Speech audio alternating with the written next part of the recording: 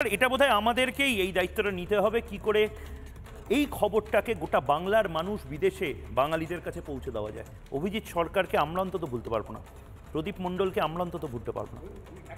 হ্যাঁ, যারা আমি রাজনীতি করতে চাই না, রাজনীতির কথা বলতে চাই না। 3 মায়ের কান্না দেখুন, 3 মায়ের কান্না দেখুন,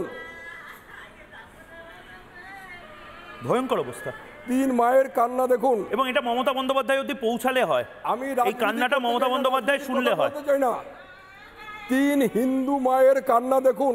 একদম বিষয়টা ঠিক করুন আগামী দিনে আপনারা কি করবেন। বিষয়টা এই যে নৃশংসতাটা ওনারা যে বললেন, প্যাটার্নটা দেখুন তো এক। অভিজিৎ সরকার বলুন, মণ্ডল পরিবারের বলুন, আমার ভাইকেও কিন্তু সেই তার পেঁচিয়ে ঘর থেকে হিড়হিড় করে টানতে টানতে মুখ দিয়ে গল গল করে রক্ত উঠছে, জামা প্যান্ট ছিঁড়ে গেল, পুরো উলঙ্গ হয়ে গেল। আমার মা ভাই আমার মায়ের কাপড় খুলে আমাদের সামনে মারছে, মাথা মুখটা থেতো করে দিল ওই কর্পোরেশনের ইট, সেই তিফলা যে ইটগুলো রয়েছে, সিমেন্টের ইটগুলো। মিল দেখুন তো, পুলিশ দাঁড়িয়ে রয়েছে, পুলিশকে দিয়ে গার্ড করাবে।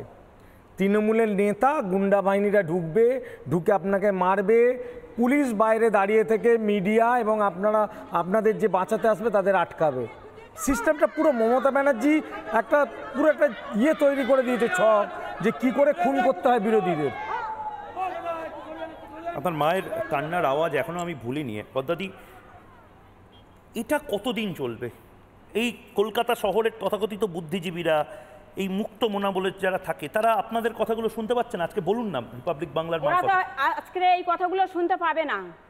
ওরা কথায় কথায় এই উত্তরপ্রদেশ আর গুজরাটটা বলতে পারে, ওরা একবারও বলতে পারে না পশ্চিমবঙ্গের কথা, একবারও বলতে পারে না সন্দেশখালীর কথা। আজকে কেন পদ্মাদির নাম পদ্মা মণ্ডল না হয়ে কোনো খাতুন হতো তাহলে কথা হতো, কিন্তু সেই খাতুনরাও তো সুরক্ষিত নয়। পদ্মাদি, আজকে ওনারা বলতে পারছেন না। আজকের এই কিছুক্ষণ আগে সোজাসুজি স্বর্ণালীতে রবিশঙ্কর বাবু এসেছিলেন, মণিশঙ্কর বাবু এসেছিলেন টিএমসির প্রতিনিধি হয়ে, বলছিলেন যে ফেক ভিডিও। আমি এখানে বসে সোজাসুজি লাইভে বলছি, শুধু মমতা ব্যানার্জি একবার বলুক সন্দেশখালীর এই 3টে খুন ফেক ভিডিও। তাহলে শাহজাহান যখন বাইরে ছিল তখন আন্দোলন করেছি, এখনো লড়াই করছি, ভবিষ্যতে করব যতদিন না বিচার পাবো। মমতা ব্যানার্জি যদি একবার বলতে পারে সন্দেশখালীর এই 3 জন খুন হয়েছে ফেক ভিডিও, তাহলে আমি আজকের এই মুহূর্ত থেকে আন্দোলনের মাঠ থেকে সরে যাব।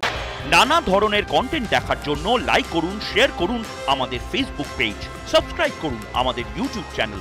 পাশাপাশি অন্যান্য ব্রেকিং নিউজের জন্য অবশ্যই চোখ রাখুন রিপাবলিক বাংলায়।